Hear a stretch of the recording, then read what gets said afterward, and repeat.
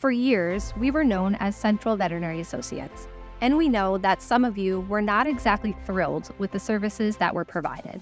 But a new day has arrived. We're changing and will now be known as Premier Veterinary Medical Group. But it's much more than a name change. It's a new management team, a new attitude, with a new state-of-the-art modern facility in Rockville Center, New York. We're going all out to provide the best possible care for your pets. And that includes 24-hour-a-day, 7-day-a-week emergency care from a team of highly trained professional emergency care veterinarians. So check out the all-new Premier Veterinary Medical Group. We're ready to serve Nassau and Queens counties with compassion, commitment, and the utmost confidence. And we have immediate openings for overnight emergency vets with great pay and outstanding benefits. Contact us today at premierveterinarymedicalgroup.com/careers. Looking to improve your fitness business while keeping your bottom line in good shape? Let the Gym Administrator help you achieve those goals. With their powerful team of fitness industry professionals at the ready, the Gym Administrator covers a wide range of industry-related products and services that will help you build your business and increase profits. The Gym Administrator works with reliable industry suppliers and vendors that place a heavy emphasis on service, just the way you remember it. Give them a call at 914-494-1066 or visit them on the web at thegymadministrator.com, as well as all social media platforms. The Gym Administrator, all your fitness needs under one roof. Scan the barcode at the bottom of the screen to get started today. Dad actually, he did very well in the AWA. He did great everywhere. You know, at least once a week now, even now, I go on YouTube and I look for Nick Bockwinkel, Bobby Heenan promos when Nick was the AWA champion, so I can hear the two of them. And I think, just my opinion, I think they're the greatest manager wrestler combo in history. And I mean, and Nick was a great talker. And I think he could have. He was. Yeah, he could have functioned on his own. But I think the synergy of the two of them, that's what made it off the charts. So was it something did they want to work with each other? And was there a friendship behind the scenes? Yes, there was definitely a friendship behind the scenes. It was kind of a precursor to him and Gorilla, to him and Gino. Nick and his wife Darlene are my godparents. Although I have about 9 godparents because my dad is really bad at decision making. So I have, like, Arn Anderson's one of my godfathers. I have quite a few godparents out there, but I still talk to Nick Bockwinkel's wife probably once a year now, just since Mom's gone. She kept in touch with her more than I did. But yes, Dad and Nick, we lived within minutes of each other in Minneapolis, and I don't remember a Christmas without them up until Nick got pretty sick, and Dad too, really.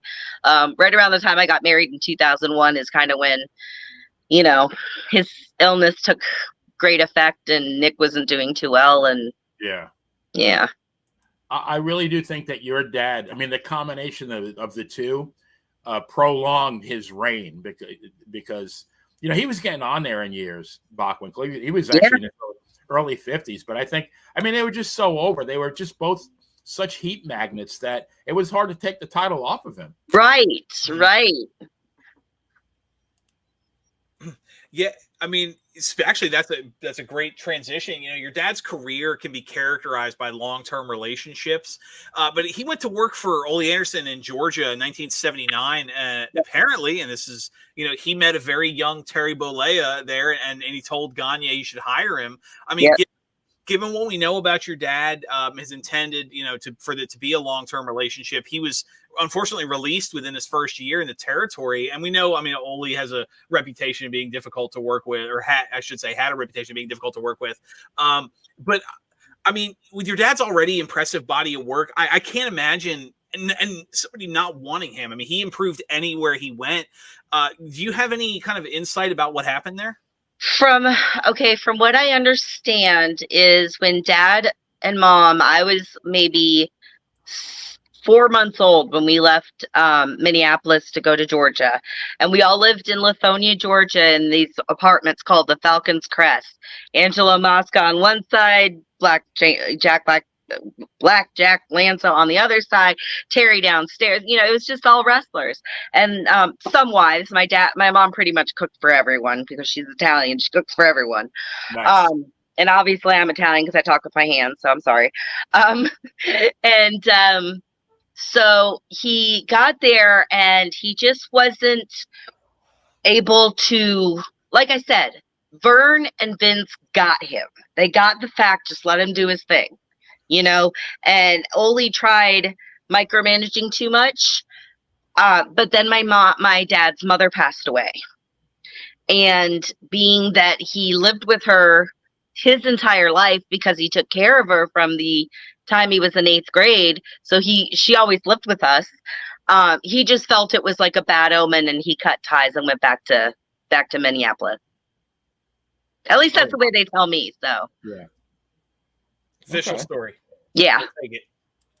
they just felt it was too many bad juju going on, and Dad was a big believer in fate kind of thing, and he didn't like, you know, he's like, this just wasn't working, so they went back. Right.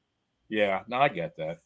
So, you know, back in those days, there was I think 30 territories, and no good talent was without a job. And, you know, your dad was certainly no exception to that rule. So he went back to the AWA, resumed his partnership with Bockwinkel, and then that's when Vince McMahon started his takeover of professional wrestling in the early 80s, and he systematically started recruiting talent from every territory, including the AWA.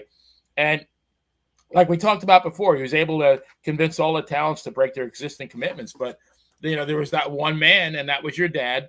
And did he ever share with you why he felt it was important to be a man of his words? Because to me, the ultimate irony is that perhaps the biggest babyface in the history of wrestling, Hulk Hogan, was less than honorable in his business dealings, yet arguably the greatest heel ever, Bobby Heenan, was a man of honor. You know, I think my dad fought so hard in life for anything.